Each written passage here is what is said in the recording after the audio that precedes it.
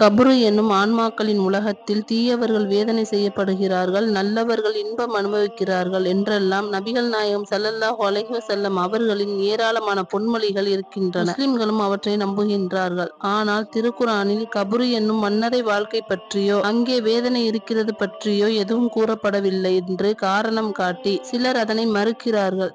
கபரில் வேதனை இருக்கிறது என்று திருக்குர்ஆனில் நேரடியாக கூறப்படாவிட்டாலும் அந்த கருத்தை தருகின்ற வசனங்கள் குர்ஆனில் காணப்படுகின்றன. அத்தகைய வசனங்களில் இதுவும் ஒன்றாகும்.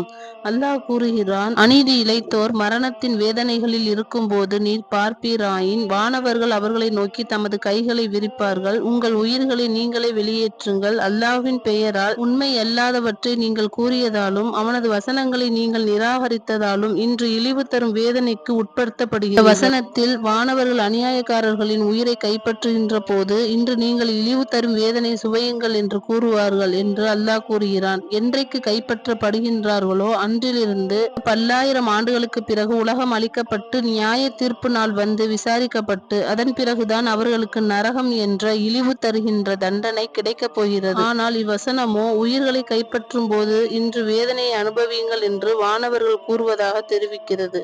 அதாவது உயிரை கைப்பற்றும் போதே வேதனை துவங்கி விடுகிறது. இதற்கு விளக்கமாகத்தான் நபிகள் நாயகம் ஸல்லல்லாஹு அலைஹி வஸல்லம் அவர்கள் கபரு வேதனை பற்றி நமக்கு கூறியிருக்கிறார்கள்.